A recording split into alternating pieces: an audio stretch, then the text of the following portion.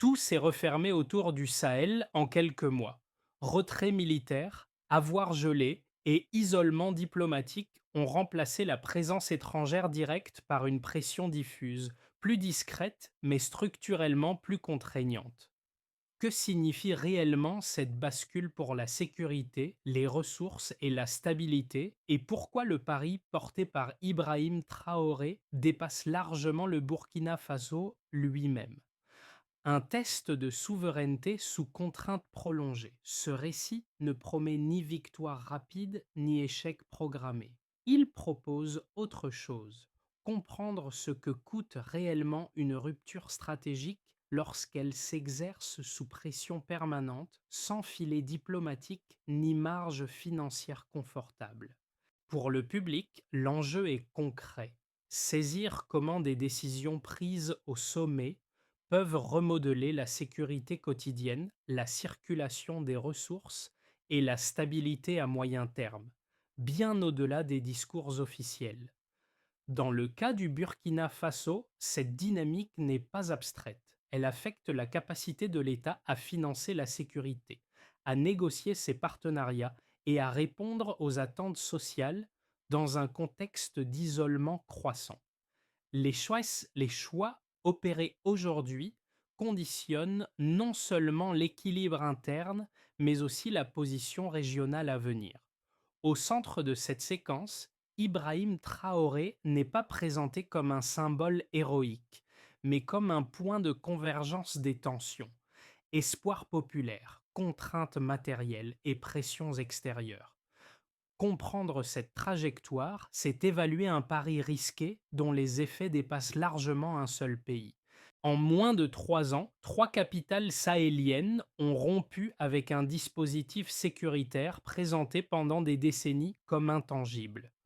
Entre 2020 et 2023, le Mali, le Burkina Faso, puis le Niger ont successivement exigé le départ des forces françaises, transformant un retrait progressif en signal politique net, assumé et coordonné.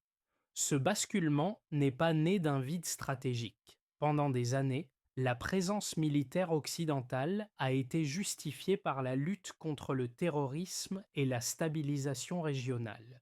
Pourtant, malgré des opérations prolongées et des moyens importants mobilisés, l'insécurité s'est étendue géographiquement, les groupes armés se sont diffusés et les États concernés sont restés parmi les plus pauvres du monde. Cette contradiction, largement perçue par les populations locales, a nourri une défiance profonde envers un système jugé protecteur dans le discours, mais inefficace dans ses résultats. C'est dans ce contexte que s'inscrit l'ascension de Ibrahim Traoré au Burkina Faso. Son arrivée au pouvoir ne constitue pas une rupture isolée, mais un moment de cristallisation d'attentes sociales accumulées.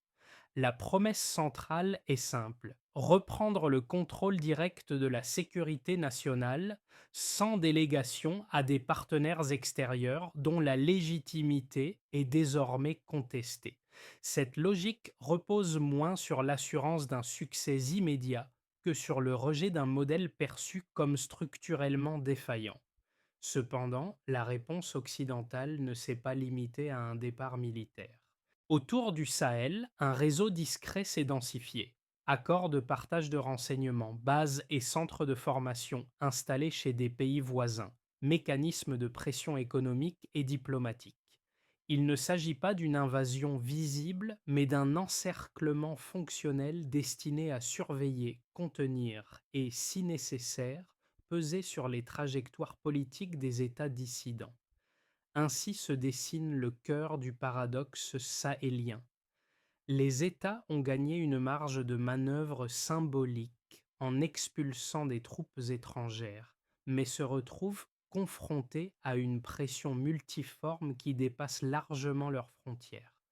C'est dans cet espace étroit entre affirmation et contrainte que se joue l'expérience actuelle portée par Ibrahim Traoré et ses homologues. Sur le terrain, cette reconfiguration géopolitique prend une forme immédiatement perceptible, bien avant les grands bilans diplomatiques. Au Burkina Faso, Les premières décisions des nouvelles autorités ont d'abord concerné la sécurité quotidienne.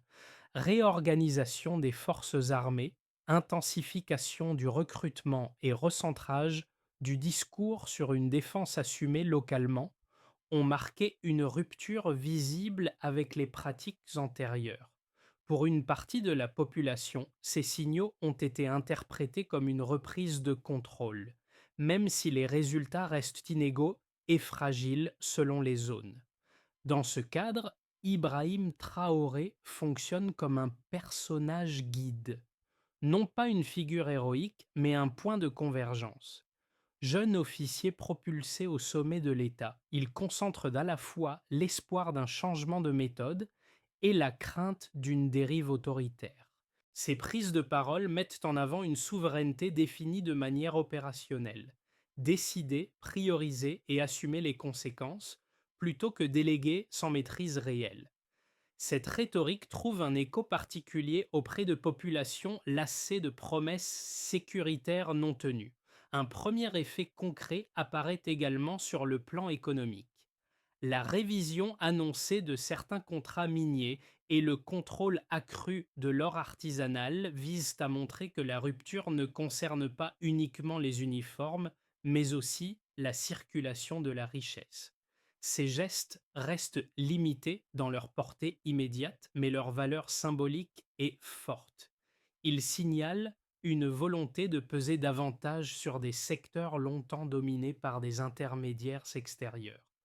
En contrepartie, les contraintes se font sentir rapidement.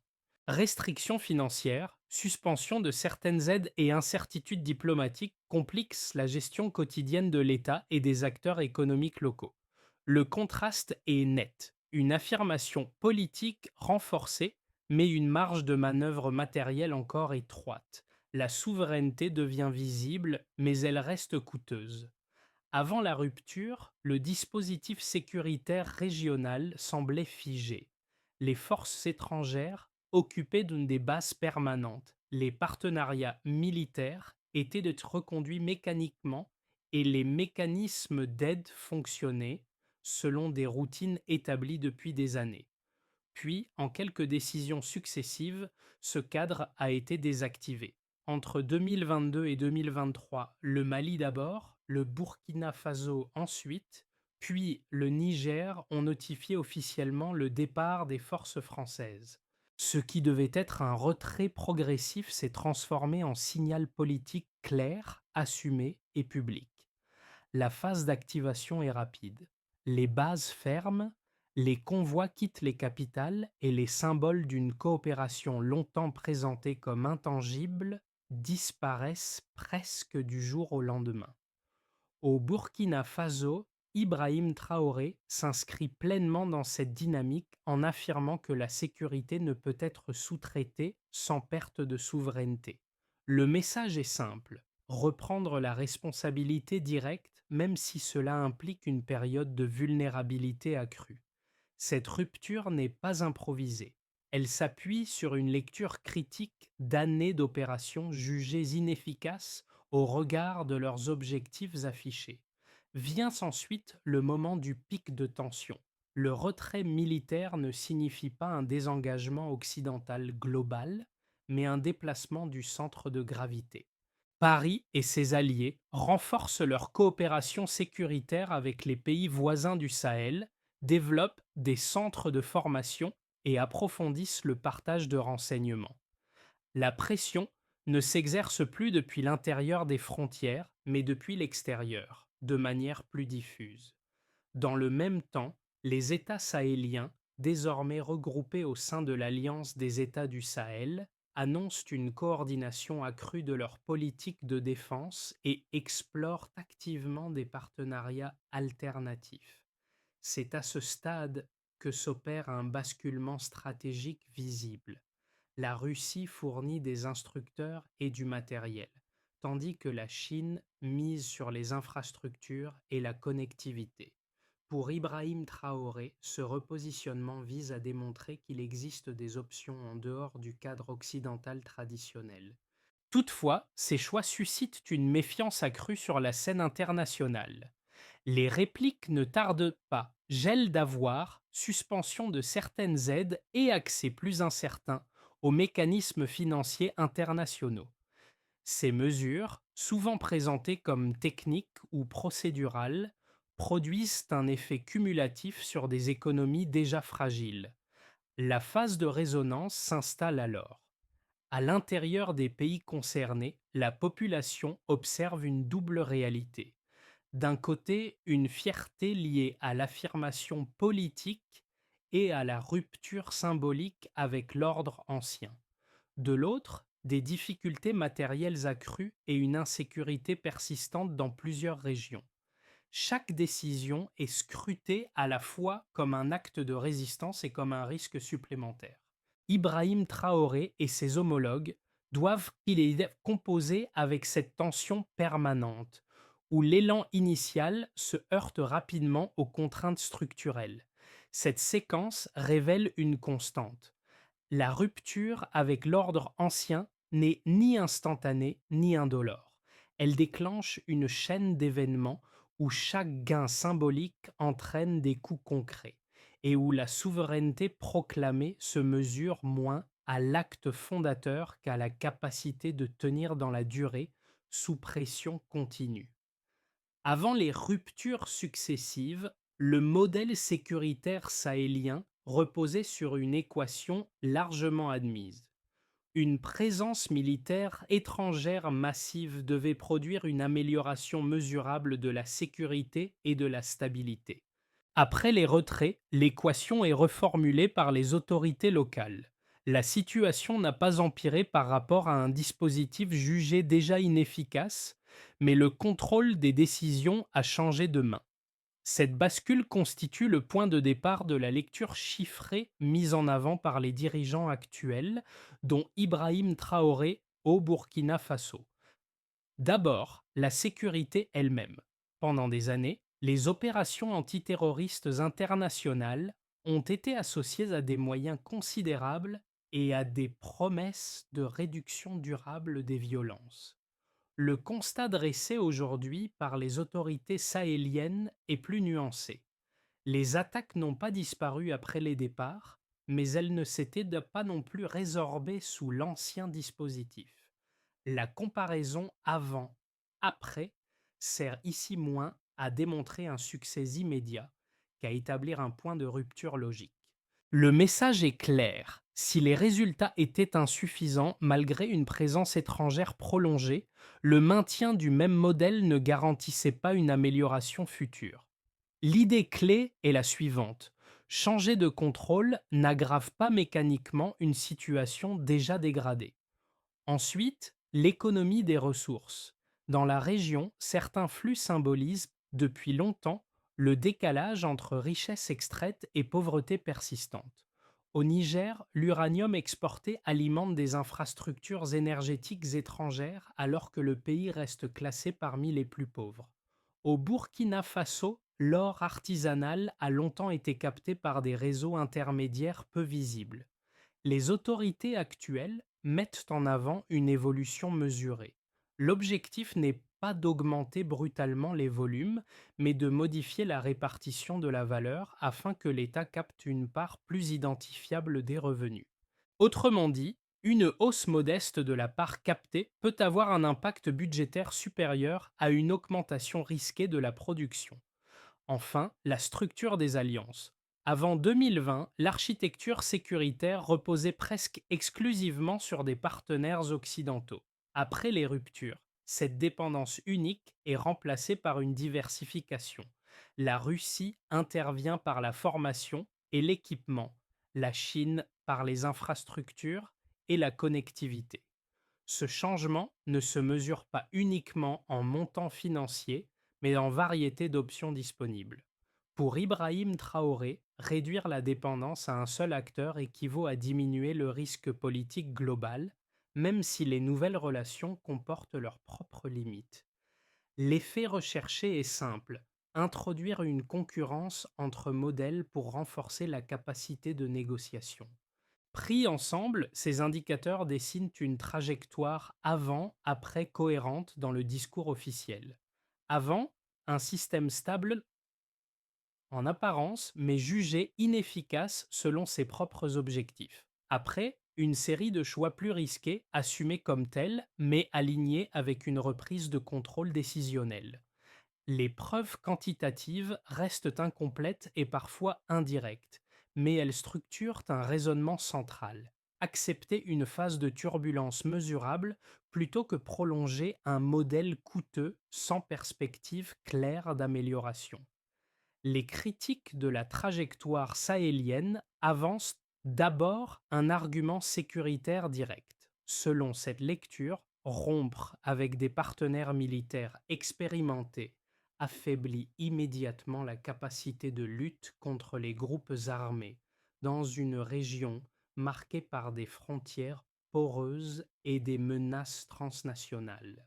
Les forces locales, encore limitées en moyens, en renseignements et en coordination, auraient du mal à combler le vide opérationnel laissé par le départ des contingents occidentaux. Dans ce cadre, la souveraineté proclamée risquerait de se traduire par une insécurité accrue pour les populations, au moins à court terme. Un second argument porte sur l'économie et la gouvernance.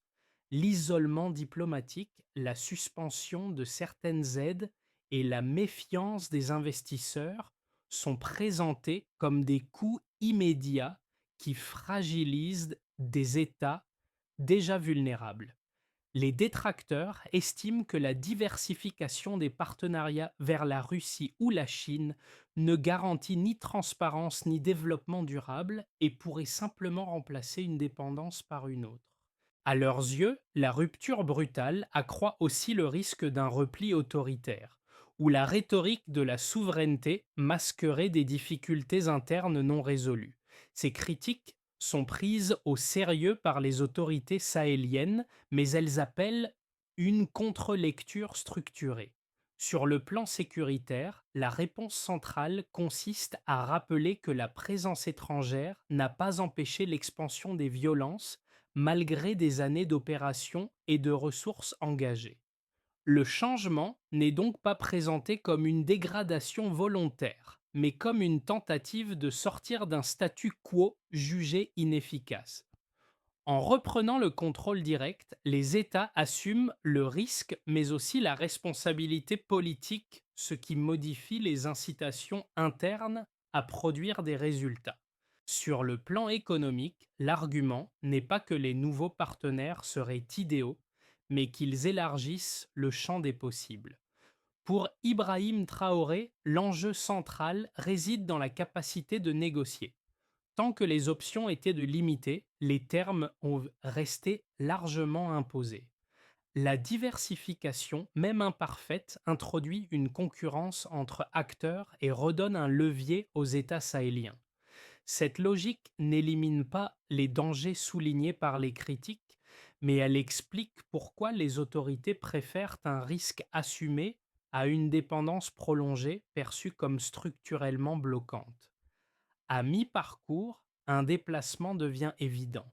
Le cœur de la confrontation ne se situe plus principalement sur le terrain militaire, mais dans un espace plus diffus, où s'entremêlent finances, accès aux ressources et légitimité internationale. Les bases ont fermé, les troupes sont parties, mais les leviers d'influence continuent d'opérer depuis l'extérieur des frontières. Pour les États sahéliens, l'enjeu n'est plus seulement de décider qui agit sur leur sol, mais qui contrôle les conditions matérielles de leur choix. Cette réalité redéfinit la notion même de souveraineté défendue par Ibrahim Traoré. Il ne s'agit plus uniquement d'un acte fondateur spectaculaire, mais d'une capacité à tenir dans le temps sous contrainte constante. Les gels d'avoirs, les restrictions financières et l'accès plus incertain aux mécanismes internationaux fonctionnent comme une extension silencieuse du rapport de force. Ils testent l'endurance politique et la cohésion interne bien davantage que les affrontements visibles. Dans ce contexte, la rupture sahélienne entre dans une phase moins lisible mais plus décisive.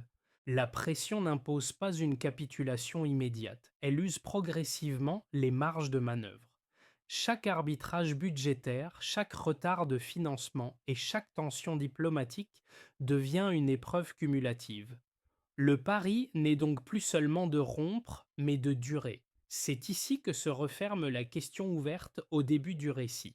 Si la souveraineté ne se mesure pas au choc initial, mais à la capacité de résister à l'érosion, alors le véritable test commence maintenant. Et ses effets concrets ne tarderont pas à apparaître. Les effets de cette reconfiguration se manifestent différemment selon les acteurs, et c'est à ce niveau que la portée réelle du choix sahélien devient lisible. Pour les États, d'abord, l'affirmation de souveraineté se traduit par une reprise de l'initiative politique. Décider sans tutelle directe renforce la cohérence interne des politiques publiques et la légitimité des dirigeants auprès d'une partie de la population. Mais cette autonomie a un coût immédiat. Les gouvernements doivent financer eux-mêmes une part plus importante de la sécurité, gérer des relations diplomatiques tendues et compenser la perte de certains appuis extérieurs. Pour Ibrahim Traoré, cette charge accrue est assumée comme le prix d'un contrôle retrouvé, mais elle réduit fortement la marge budgétaire à court terme. Du côté des entreprises, le paysage devient plus incertain.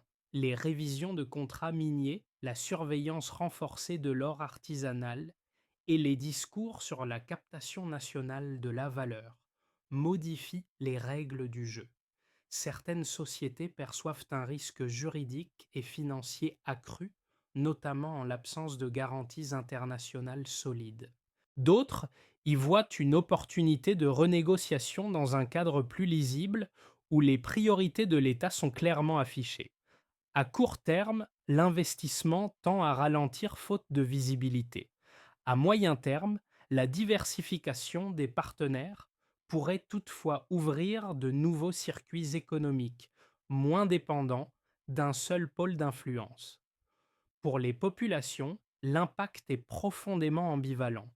La fierté liée à l'affirmation politique est réelle, nourrie par un discours qui valorise l'autonomie et la dignité nationale. Cette dimension symbolique produit un effet de mobilisation et de patience sociale, particulièrement visible dans les centres urbains. Mais elle coexiste avec des réalités plus dures.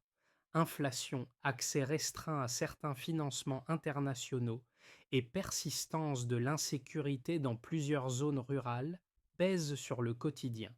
Pour beaucoup, la souveraineté se vit comme une promesse encore inachevée, dont les bénéfices restent différés alors que les coûts sont immédiats.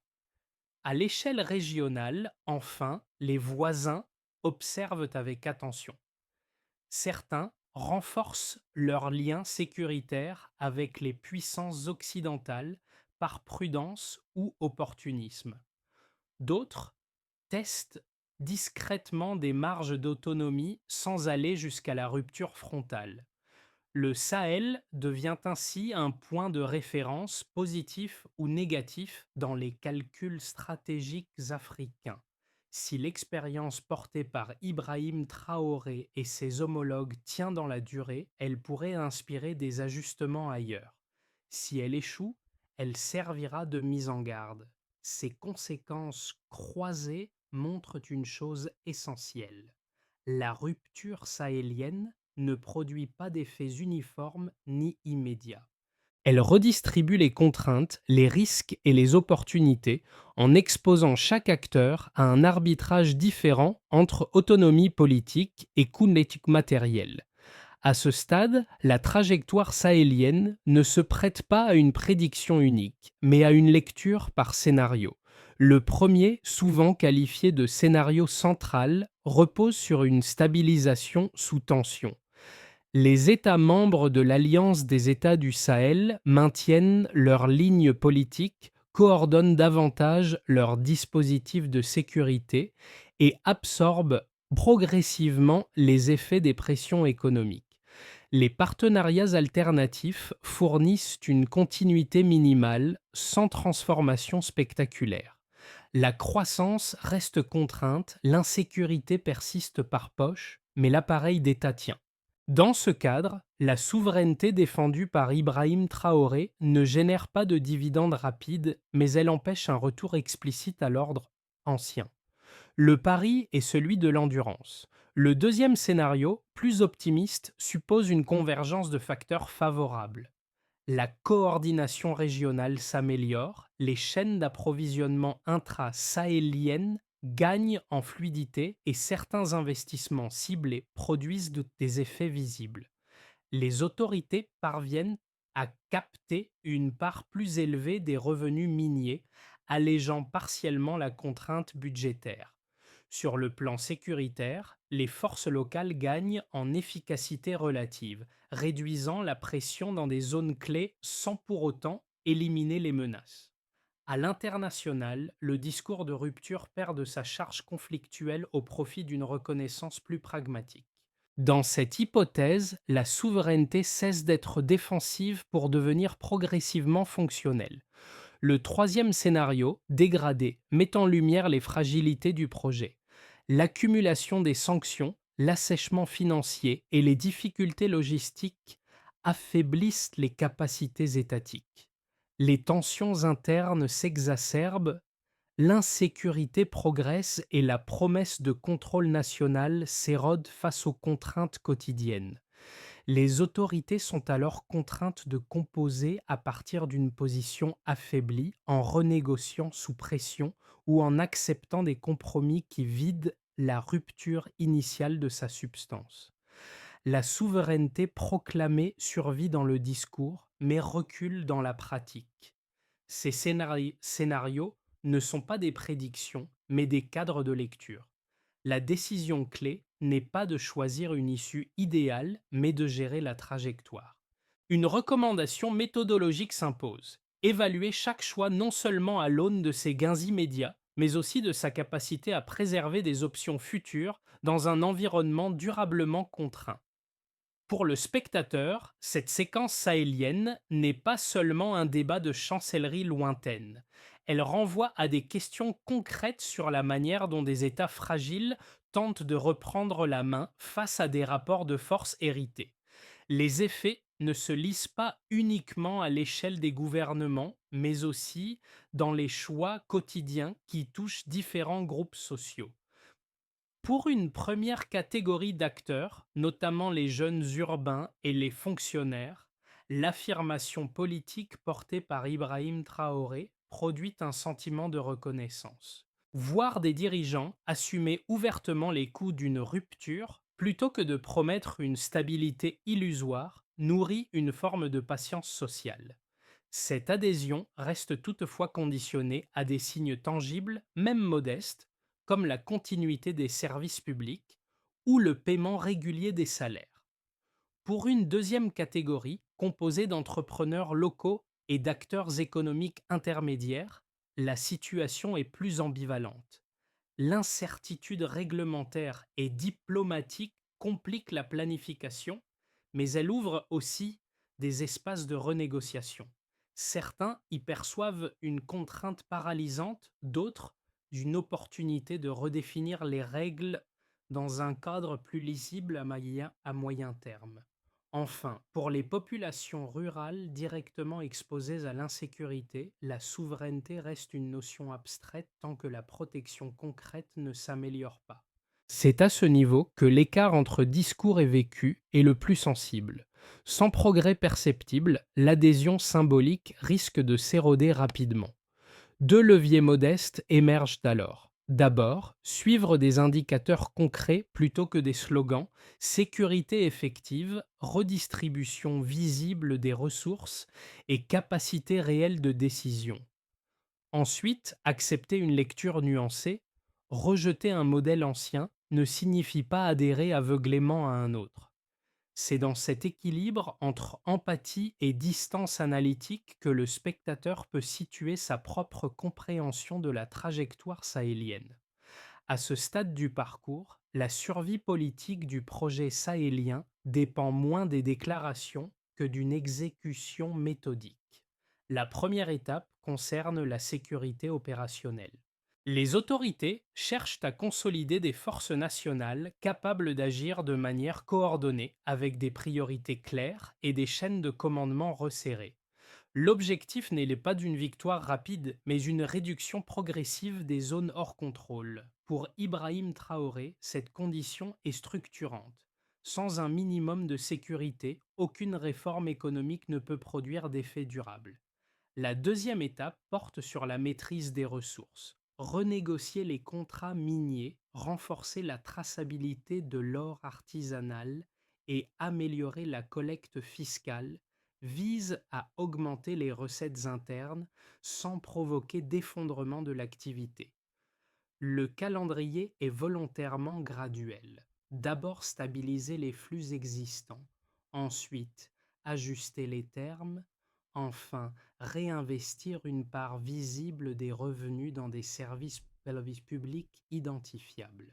La mesure du succès est simple, une hausse mesurable de la part de valeur captée par l'État sans détérioration brutale de la production. La troisième étape concerne la diversification des partenariats. Il ne s'agit pas de substituer une tutelle à une autre, mais de maintenir plusieurs canaux couverts. Russie, Chine et acteurs régionaux offrent des options différentes à condition de négocier projet par projet. Pour Ibrahim Traoré, la réussite se mesure ici à la capacité de refuser certaines conditions sans perdre l'accès à l'ensemble des soutiens.